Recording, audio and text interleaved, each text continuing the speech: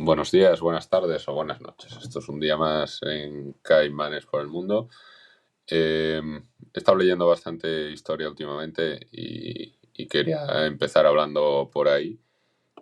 También ir hilando con algunas otras cosas y a ver un poco qué tal sale, porque no tengo muy claro el, el hilo de conexión, qué tal va a ir saliendo. Pero bueno, básicamente he estado leyendo la trilogía de Scipión, que se vendrá un podcast sobre eso próximamente, y algún otro libro de estrategia militar, In the Name of Rome, que es brutal. Y me he estado dando cuenta, o por lo menos desde mi punto de vista, que habría que contrastarlo un poco más, pero que la mayoría de imperios hegemónicos han sido potencias navales históricamente. Hablo de imperios en el contexto de ser la gran potencia dominante durante unos más de 2 siglos, desde tanto el punto de vista militar, cultural, como económicamente. Esto, dándole vueltas, pues tiene una explicación sencilla, entre comillas, ya que el coste de transporte por mar es bastante más barato que por tierra. Y aparte, tienes menos fronteras adyacentes que defender, como es el caso de Cartago, por ejemplo, que al sur tenía el Sáhara, con lo que no hay enemigos, norte mar y solo tiene que defender este y oeste. Roma al principio con la península itálica un poco más de lo mismo, luego te pones a mirar y España, Holanda, Inglaterra, Estados Unidos, todo grandes potencias navales y que han tenido esa potencia dominante durante más de 2 siglos. O sea, con esto quiero decir, es más probable que surja un imperio hegemónico con estas condiciones y perdurable. Lo cual no quiere decir que sea imposible, porque mira el ejemplo de China o Babilonia o alguno de estos. Aunque bueno, China habría que andar un poco más porque depende de qué dinastía y la mayoría hubo muchísimas separaciones entre diferentes facciones y de las más duraderas igual fue la Yuan después de Genghis Khan. Entonces, bueno, habría que mirarlo un poco más. Y luego otro concepto así es que leyendo esto, bueno, y muchos otros libros, te das cuenta de que guerras mundiales, o sea, se dice la Primera Guerra Mundial y la Segunda Guerra Mundial, pero vamos, eso es una falacia en toda regla, porque Cartago contra Roma fue una guerra mundial, entre comillas, todo el mundo conocido estaba arrastrado ahí. Estaban macedonios, númidas, íberos, galos, griegos, o sea, todo quisqui. Porque cada vez que la potencia dominante es retada por el siguiente aspirante, la gran mayoría de vecinos se tienen que ver arrastrados de alguna u otra manera a esa contienda. O sea, lo de quedarse neutral es bastante complicado. Y como ya hablé alguna vez aquí ahora con el libro de Ray Dalio sobre pues cómo esto va siguiendo unos ciclos y el imperio americano empieza a estar en decadencia por muchos índices y el chino en auge, aunque bueno, ya hablamos hace 2 podcasts creo, sobre que la economía china no está tan bien como parece, vaya. Pero que apunta, como también hemos comentado alguna otra vez, que los tambores de la guerra empiezan a sonar. De momento es solo una especie de murmullo lejano. Ucrania, posibilidad de Taiwán, pero para algunos otros no es tan lejano. Y sobre esta decadencia del imperio americano, o por decirlo de alguna otra manera, Occidente, porque un buen paralelismo me parece que podría ser que Europa ahora mismo es como Grecia, en plan, en esa época que estoy hablando de Roma, Cartago, Grecia, o sea, la época antigua, podría ser Europa como Grecia, y Estados Unidos como Roma, que la mayoría de sus ideales están basados unos en el otro, lo que pasa que uno de estos ya está desde hace mucho en decadencia. Roma o Estados Unidos, la potencia dominante, se ve desafiada por, entre comillas, China u otro paralelismo podría ser Siria.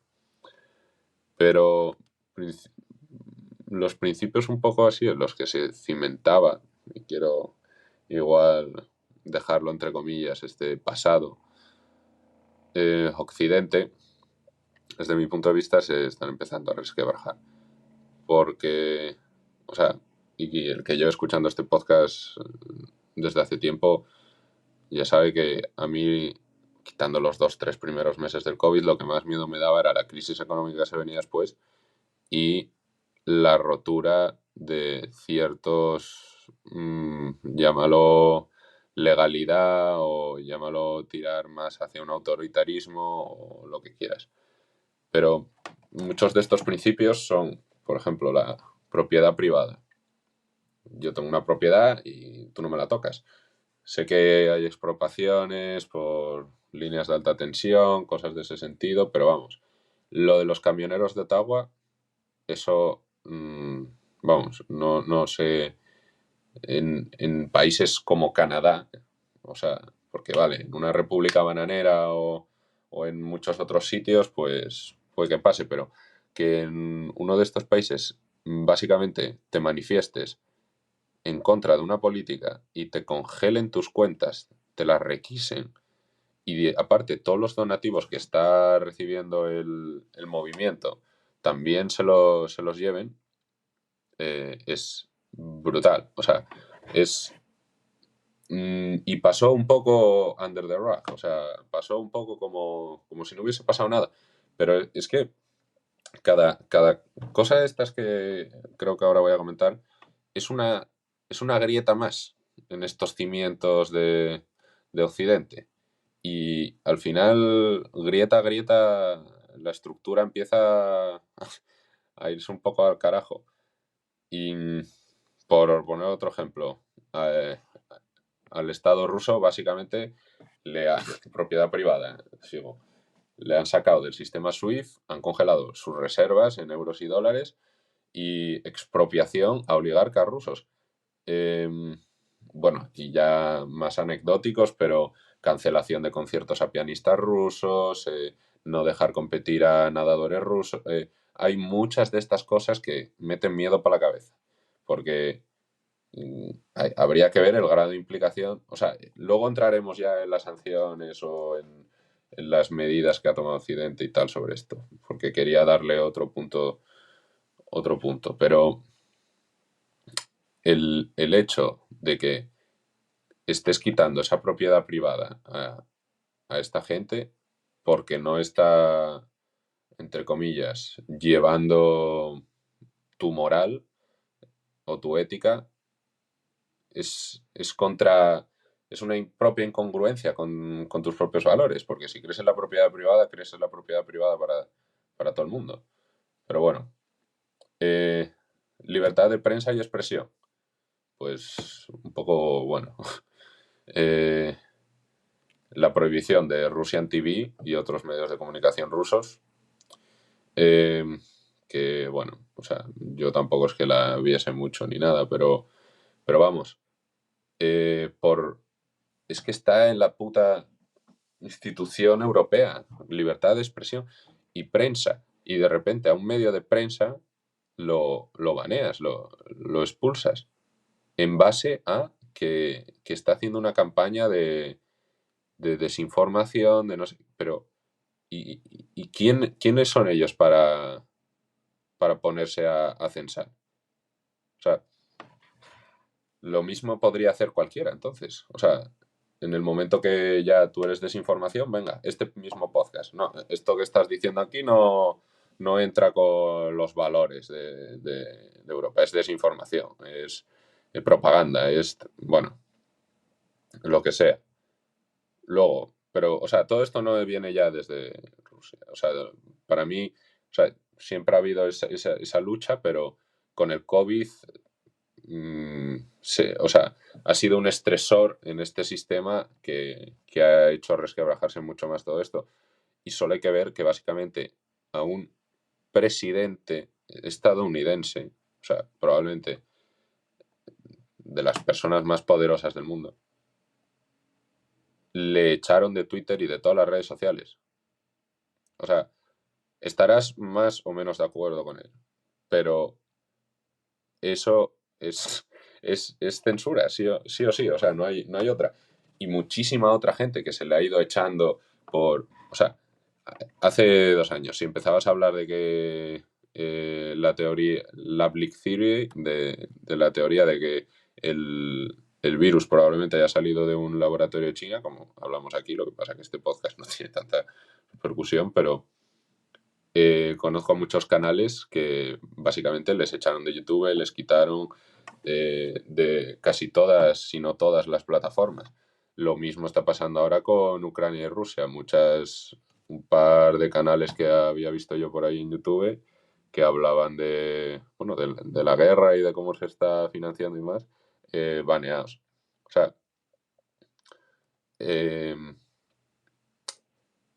está siendo también lo hablamos alguna vez Néstor y yo, todo esto, de cómo va cada vez asustando un poco más. Y ya no solo esto, sino a la misma ciencia. O sea, a los varios meses sacaron un estudio después de la cuarentena, de cómo las cuarentenas no tenían tanto impacto como se pensaba. A esos tíos básicamente les silenciaron. O sea, no les dejaban salir, ninguna entrevista que salían les echaban, o uno de los mismos inventores y que más patentes tiene sobre las vacunas de RNA, también no puedes encontrar casi nada de él.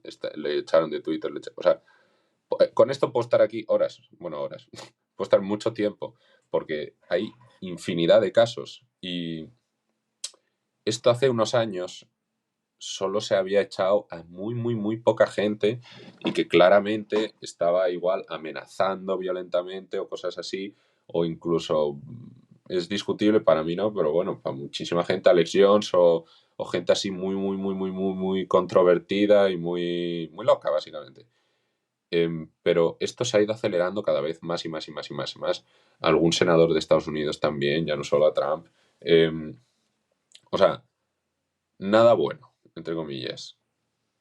Luego, bueno, otro de los principios sobre los que se cimenta es la democracia, el poder del pueblo, pero en realidad cada vez nos estamos volviendo mucho más autoritarios, la inmensa mayoría de los países. Volviendo al COVID, bueno, ya para qué dar más matraca con esto. Todos sabemos un poco las incongruencias, locuras que han mandado a hacer de cerrar negocios, bueno, pero ahora, racionamientos energéticos. O sea, ¿en qué momento te ibas tú a pensar que te iban a decir a qué temperatura puedes tener O sea, en ningún momento. ¿Y en qué momento han consultado a la población? No, simplemente Estados Unidos, Europa ha dicho, nada, vamos a poner sanciones a Rusia. Y todos los países, sí, sí, sí, sí, sí, sí, sí. ¿En qué momento ha habido, o sea, no sé, ¿para qué cojones están los referéndum? Digo, en plan, coño, haz un puto referéndum. No cuesta tanto, no cuesta tanto dinero. Haz un referéndum. ¿Queremos sanciones a Rusia, sí o no?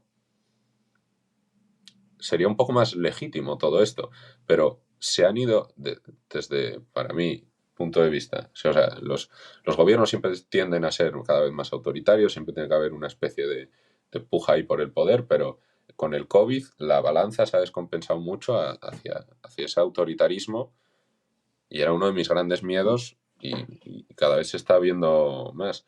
Y pues en Occidente también se está viendo mucha falta de fe en instituciones, tanto de prensa como, yo qué sé, la CDC, la NIH, la OMS, la ONU, pon casi la institución que quieras, la Reserva Federal, el Banco Central, y bastante bien ganada esa falta de fe, pero lo que quiero decir es que ya incluso desde su punto de vista, si tú quieres o vas, o desde el punto de vista de Estados Unidos, quieres esa guerra con China,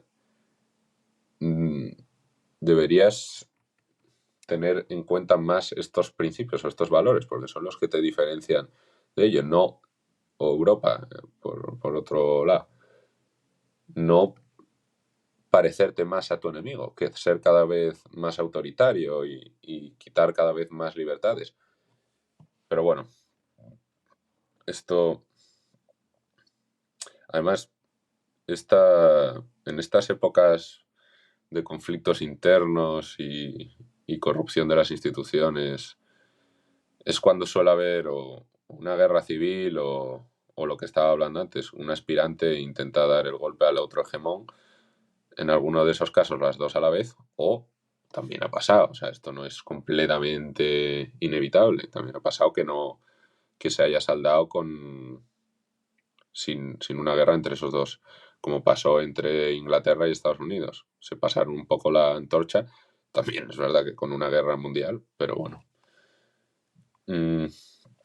Y donde quería ir, a ver si lo hilo fino, la conexión, como decía antes, que joder, que llevan bastantes minutos, a ver si le doy un poco de tralla. Sobre las sanciones y dobles raseros y dualidad moral. Bueno, como todo lo que llevo hablando igual, son temas un poco complicados y lo que quiero enfatizar sobre todo es la hipocresía occidental, en este caso. No tanto, o sea, y es echar mierda contra uno que no es decir que el otro lo está haciendo bien, que es lo que mucha gente a veces interpreta de esto. Vamos a ver. Bien, se ponen sanciones a Rusia. El régimen ruso, pues sí, está haciendo una atrocidad, con lo cual la reacción de Occidente son sanciones económicas brutales. Ya hablamos en otro podcast de su dudosa efectividad, pero este enfoque lo quería dar un poco más, un enfoque más moral o ético. Evidentemente todo esto es bastante subjetivo y espero hacerlo lo menos subjetivo que sea, pero bueno. Por ejemplo, comerciamos como si no pasase nada, absolutamente, con Arabia Saudí. Que ya no es que ejecute a gente en público ahorcándolos o la pidan a mujeres por adulterio. Sí, esto lo siguen haciendo. Igual no tanto, pero lo siguen haciendo. Sino es que llevan una guerra con Yemen en la que según la ONU han muerto 377.000 personas, pero bueno, todo estima que sean bastante más. Y no solo es que a Arabia Saudí les compremos petróleo, no, es que les vendemos las armas para perpetrar todas estas atrocidades en Yemen y en algunos otros sitios o contra su propia población. O aquí nadie se acuerda del pacto que hizo el gobierno actual con Arabia Saudí y lo de Navantia. A ver, esto básicamente es, en teoría, por constitución española tú no puedes vender armas a un país que está en guerra. Se lo saltan un poco a la torera, pero bueno. Pues con Arabia Saudí, básicamente llegó el gobierno con Podemos, que es bastante pacifista, o sea, bueno, es pacifista, coño, y con total oposición a vender 6 fragatas o 6 cruceros a Arabia Saudí por razones evidentes, por lo de Yemen y demás. Entonces, básicamente, no, habían sido unas armas, eran unas armas de, entre comillas, precisión. Y entonces Arabia Saudí lo que dijo es, no me vendéis esto, pues las 6 fragatas que os había pedido ya no las quiero. Total, que los de Navantia se pusieron en huelga. Y claro, el Partido Socialista Obrero Español, pues, tiene que ponerse, entre comillas, de parte de los obreros, pues, básicamente sí, vamos a vender, lo argumentaron como, no, es que las armas que estamos vendiendo son de muchísima precisión, entonces solo matan a los malos. Es como, bueno, ¿los malos para quién? Porque para mí los de Yemen no han hecho nada, entre comillas. O sea, por no... Esto es el caso de Arabia Saudí. O sea, lo que quiero decir un poco con esto es, sí, Putin está haciendo una atrocidad, pero es que muchísima otra gente. África, todas las materias primas que sacamos de ahí, de señores de la guerra, el coltán, o sea, diamantes, oro, todo lo que quieras, porque es de los mayores sitios en materias primas del mundo. Están manchadas por sangre. Pero claro, como mi iPhone funciona de puta madre, pues ahí tampoco hay sanciones, ni hay nada, y da todo igual. O sea, y con esto podría poner muchísimos otros ejemplos. Em, entonces, ¿qué queda? Porque si la argumentación es no, Putin está haciendo algo muy malo, entonces le tenemos que poner sanciones. Y eso ya se ve que no es así. Entonces, lo que queda es, bueno, es que lo está haciendo contra una democracia. Lo está haciendo contra uno de los nuestros. Un poco, no sé, por intentar contraargumentar. Vale. Entonces, ¿por qué seguimos comerciando con China? Que ya no es solo que a los uigurs tenga campos de concentración bastante parecido a los judíos en la Segunda Guerra Mundial. Igual no tanto, pero vamos, o sea, hay historias que te pones a leerlas y te caes de la silla para atrás. No lo recomiendo para los que tengan una sensibilidad alta, pero a la gente ya se le ha olvidado que Hong Kong era una democracia del carajo. ¿Y dónde está Hong Kong ahora? ¿Dónde están las sanciones a China? ¿Dónde están? O sea, o solo tienen que ser para Rusia que está invadiendo a otra democracia. No sé.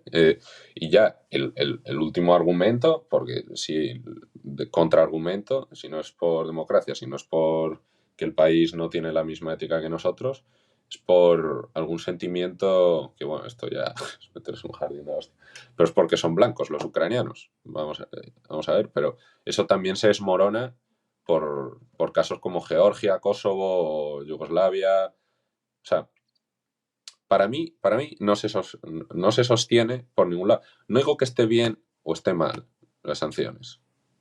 Digo que no se sostienen, que no son congruentes con lo que llevan haciendo, no sé, todos los últimos años, las últimas décadas.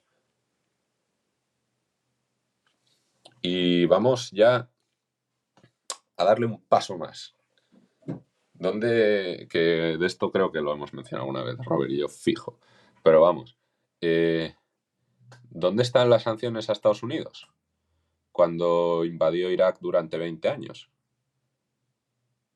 O Afganistán, donde, bueno, la semana pasada reprimían una manifestación de mujeres que básicamente querían ir a la escuela, ya que los talibanes lo han prohibido entre los 12 y 18 años, mientras remodelan el sistema educativo apropiado a sus leyes religiosas.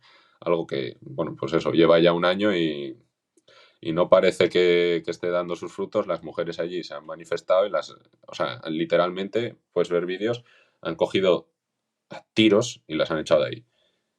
Que bueno, voy a abrir aquí un melón, otro porque ya puestos a abrir melones, pero eh, no se ha oído mucho hablar al feminismo de esto.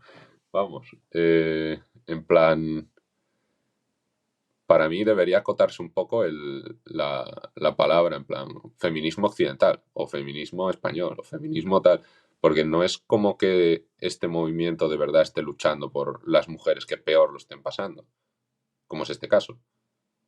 Porque aquí legalmente ya básicamente están cubiertas todas las igualdades, pero allí es que no pueden ir a la escuela, por no hablar de ablaciones en África o barbaridades por todos los lados. Y, o sea, es que, ¿dónde están las sanciones a Estados Unidos? Porque, recordemos, Rusia tiene dos intereses con Ucrania, uno económico y uno defensivo. Bueno, puede tener también uno histórico y demás, pero sobre todo creo que son estos dos. Uno defensivo porque, que a nadie se le olvide, con el artículo 5 de la OTAN, un país en el que tenga un conflicto territorial con otro país y que esté en la OTAN va en apoyo, todos en guerra, todos a una puta Osasuna. O sea, por dejarlo un pelín más claro, el Donbass lleva desde 2014 en una puta guerra civil, básicamente, con un lado prorruso, otro pro-ucraniano europeo, entre comillas. Pues si Rusia, bueno, o sea, si Ucrania hubiese entrado en la OTAN, en base a ese artículo, porque ese territorio está en disputa y bélica, podría entrar en guerra toda la OTAN contra Rusia. Porque básicamente podrían demostrar de alguna otra manera que ahí hay prorrusos, que está financiado por Rusia y demás, ¡pum! Tercera Guerra Mundial. Esto es lo que lleva diciendo Putin en los discursos desde hace años. En plan, que no entre Ucrania en la OTAN porque se lía parda. Y ya no es que la líe yo parda, es que la liáis vosotros. Entonces, ha sido, y sé que esto no gusta mucho, pero ha sido bastante un movimiento, entre comillas, defensivo. Sé que evidentemente ha sido ataque, pero... Y esto ya lo dejo como posibilidad, igual hasta ha sido mejor. Porque si llega a entrar Ucrania en la OTAN y con el artículo 5, que para mí creo que es la... O sea, o me da la impresión de que Estados Unidos era lo que buscaba un poco, meter a Ucrania en la OTAN para ya entrar a saco contra Rusia, pues Putin lo evitó, entre comillas. Que no digo que esté bien o esté mal, reitero, pero, o sea, y mira, antes mencioné Yemen, de cómo Arabia Saudí los está reventando y tal. Pues, y estaba ahora hablando de Estados Unidos. Pues, bueno, o sea, el punto que quería hacer, joder, que es que se me va. Si el punto de vista defensivo de Rusia no es interpolable para Estados Unidos, porque ¿en qué momento Siria, Libia o... Joder, hay aquí en la Wikipedia, un segundín, una puta lista enorme de conflictos en los que está. Vietnam, Líbano, Libia, Guerra al Golfo, Somalia, Bosnia-Herzegovina, Sudán, Afganistán, Yugoslavia, Afganistán, Filipinas, Irak, Somalia, Libia, Yemen, Pakistán, Somalia, Irak, Siria. Toda esta gente, ¿en qué momento ha sido una amenaza para Estados Unidos? Hombre, no me toques los cojones. O sea, y volviendo a Yemen, o sea, porque esto la mayoría de la gente no lo sabe, pero para darle algo de contexto, los saudíes estaban enfadados con Estados Unidos porque ellos no querían la guerra de Irak. Normal. Básicamente avisaron de lo que iba a pasar, que como entrasen allí los americanos, bueno, o sea, su gran enemigo de Arabia Saudí es Irán. Y si te cargabas a la minoría de gobierno suní en Irak, los chiitas tendrían toda la influencia por parte de Irán en la región. Algo que Irak, o sea, Arabia Saudí les dijo a Estados Unidos, aparte que sabían que eso no lo ibas a conquistar en tu puta vida, pero bueno, Estados Unidos lo que quería era ganar perres y poco más. Y de hecho, luego Obama hizo el pacto con Irán, lo que también cabreó bastante a Arabia Saudí. Con estos dos pretextos hay una entrevista en la que Obama básicamente admite que se metió en Yemen para apaciguar a los saudis, placate de saudis. O sea, porque los saudíes comenzaron esta guerra contra la insurgencia de los hutíes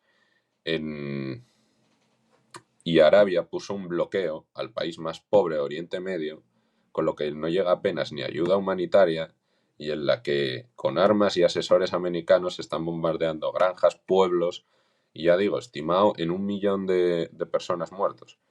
Esto lleva desde Obama, continuó con Trump, Biden prometió que iba a acabar con ello y los cojones, parece, vaya. El tan querido Obama, Premio Nobel de la Paz, que también financió a Al Qaeda en Siria y Libia, no nos olvidemos. O sea, esta GRT debería estar entre rejas, porque está, o sea, no lo vemos, parece que nos da igual, pero han muerto cientos de miles de personas por esto. Y es que Estados Unidos lleva allí a sus generales, a sus advisors, está hasta recargando en pleno vuelo a los cazas que ellos mismos les venden a los árabes para... O sea, todo esto por los petrodólares. Pero bueno, no, ya no quiero entrar más, no quiero entrar en economía porque entonces no acabo este podcast en la puta vida. Pero bueno, lo que quiero hacer hincapié con todo esto es la hipocresía e incongruencias en política internacional en Occidente. Algo que muchos otros países lo ven un poco más, entre comillas, objetivo o más desde fuera. Pero aquí, aunque nos guste llamar a la prensa de otros países propaganda, creo que vivimos ensoñado un poco en la nuestra. Y luego, otro tema, la ayuda que está llegando a Ucrania, hay gran parte de ayuda humanitaria, que está muy bien. La ayuda militar, que son 54 billones solo de Estados Unidos, es un préstamo. Es un préstamo. O sea, está empufadísimo. Incluso si ganase la guerra, cosa que no sé ni si pasará o no, porque no militarmente es muy complicado todo esto, pero si sale de ahí, va, o sea, ¿te crees que Estados Unidos está regalando algo? O sea, no regalan nada. Bueno, o Alemania, o sea, están empufadísimos. Además, leía algún estudio que se estimaba que el 20% de las armas estaban llegando a Ucrania. El resto, desaparecido. Desaparecido. Porque recordemos que Ucrania estaba en los rankings de democracias de los últimos por corrupción y demás. O sea, está viendo ahí la de Dios. Y... joder, bueno, el que quiera seguir escuchando, que siga escuchando. Voy a cambiar de tema. Algo que me llamó la atención porque me pareció interesante. Está habiendo una ola de calor, igual la gente no se ha enterado. Creo que en las noticias no lo dicen lo suficiente. Pero básicamente que se están empezando a ver Hunger Stones bueno, que siempre se veían, pero ciertas Hunger Stones en los ríos checos y alemanes que no se veían desde... O sea, hay una de 1616 y de muchos más. La de 1616 ponía que si me ves empieza a llorar. O sea, para que no lo sepa, las Hunger Stones son como... Antes no había registros meteorológicos, como se puede entender, no había ni un termómetro. Entonces lo que ponían eran las mayores crecidas del río, las marcaban ahí, ponían esto el año tal. Pero también las mayores decrecidas, cogían una piedra que estuviese ahí, que se viese porque el río había bajado y la marcaban. Pues están empezando a ver, vamos, la de Dios. El Ring creo que podía quedarse sin navegabilidad, una palabra más complicada, esta semana. Por ahí pasa grandísima parte del comercio alemán. Por si la economía alemana no estuviese bastante jodida. Y ha subido un 30% el flete en el Rin en el último mes. Danubio anda liadísimo. El Rogan y el Gagón, que es que cualquier cosa francesa parece que tienes que decirlo como con una polla a la boca, porque si no, no suena suficientemente francés. No sé francés, para que lo haya dudado. Pero han tenido que parar unas cuantas centrales nucleares por falta de refrigeración en los ríos, aunque ya he visto que les han dado como una prórroga. Han dicho, nana, ahora puedes poner el agua más caliente ahí, aunque contamine, porque para que no sepa, aguas calientes implican que haya más algas y eso puede cargarse toda la biosfera del puto río, lago, lo que sea eso. Y bueno, como ya se ha visto, llevo detrás de un tío para hacer el podcast de esto bastante tiempo, de los SGs y de cómo, bueno, pues ahora Europa ha dicho que sí, que se puede contaminar más, que no pasa nada, con carbón, con de todo. O sea, bueno, hablando de hipocresía e incongruencias como estábamos antes, pues otra más para la saca. Luego, China también, las sequías de la hostia. Todo esto igual lo podíamos haber ido viniendo cuando hace 6 meses o así la India estaba en 50 grados, récords también históricos desde que se tiene medido esto. Y por la movida de Taiwán, China se desliga sus acuerdos para el cambio climático con Estados Unidos. Dice que una que nos jodéis con lo de Taiwán, pues os jodemos nosotros con esto. Aunque lo leía en un periódico chino, pero no ponían un poco qué medida. O sea, básicamente que cortan relaciones, que cortan acuerdos, pero no dejaban muy claro si van a quitar planes de contaminación o básicamente creo que es un poco de que te jodan en Estados Unidos por tocarnos los cojones. Tanto que os importa a vosotros este tema, a nosotros que quemamos carbón como locos no nos importa tanto. Y bueno, creo que hasta aquí ya bastante turra. Espero que os haya molado. Ha sido, no sé, un podcast para variar algo polémico y nada, que cada uno tome sus conclusiones. No, tampoco hay que creerme a mí ni a ningún otro medio, cada uno que se forme su propio parecer. Muchas gracias.